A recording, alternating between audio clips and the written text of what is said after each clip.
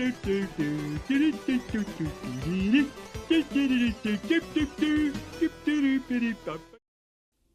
is The Room 2, developed by Fireproof Games originally for the iPad back in 2013. The PC version was released in 2016.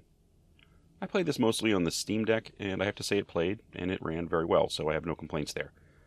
The first Room game that I played, I really liked, so I wanted to go further in the story. It's an interesting puzzle experience with solid graphics, and a basic horror story that sort of underlines the gameplay.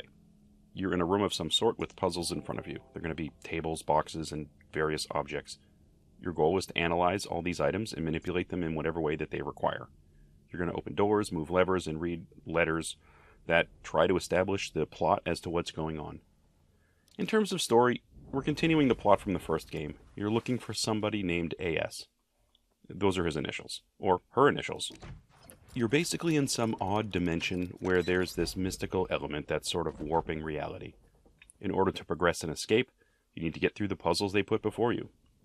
It gives you this supernatural horror sort of backdrop, which is fine, and it's kind of all you need to get you to the meat of this game, which is just figuring out how these puzzles need to operate.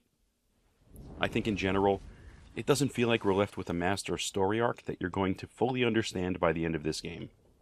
I'm not even sure if there is going to be one once you've completed all of these games, and there appear to be 5 right now, so I have additional work to do.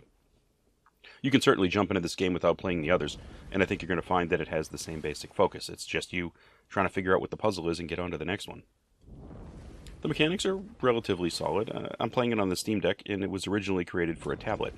The Steam Deck has a touchscreen, so using the controls and the screen at the same time seems to work pretty well. You're going to need to look around the room and analyze the objects for places for you to interact. If there's like a keyhole, obviously you're looking for a key that fits. When it does, you drag it from your menu on the left to the screen where there's the keyhole. Then you need to interact with the key. You got to actually turn it. Clockwise, counterclockwise. I don't know which one it is or if it matters, but doing that is probably easier if you're using a touchscreen, but you should be able to do it just fine with a controller or a mouse. Ultimately, things have to move in the right direction, I guess. Usually there's going to be something that moves, and when it does, it's going to open something. It's going to give you a reveal. And when that reveal happens, that's going to get you to the next step, and so forth. And the game is going to offer you hints along the way when you need it. Usually the hints are just going to tell you something that's painfully obvious and right in front of you. When you opened that drawer, and you got the item inside it, you were probably pretty happy, but you didn't bother looking on the side of the drawer that opened. Now there's a switch there for you to flip. The room games, they're all about observation, and when something happens, making sure to go over and try to re-observe everything again to see what might have changed. It's usually the smallest thing that holds you back. It also feels noteworthy to mention that most of these puzzles are probably not physically possible, and they couldn't exist in the real world.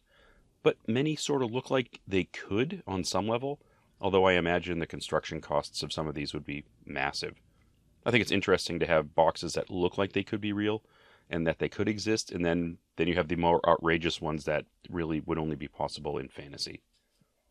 It's the second in a series, and it's sort of the same formula that they've been using, the way the puzzles go. It works. The graphics and the sound, they're all crisp and they're sharp, and you don't always have 360 movement on the screen to look at everything. There are going to be fixed viewable angles, and you really have to figure out where you need to put your focus. Every object doesn't necessarily spin 100%. If it's in your inventory, you're going to have a little more latitude with looking at stuff, but for the fixed items, you really have to work with the camera. I guess you could see this as a mix of a horror game and a puzzle game, but it's really heavy on the puzzles, and the horror is in the background. The puzzles are fun to work through, and many are not too terribly complex, but there are plenty.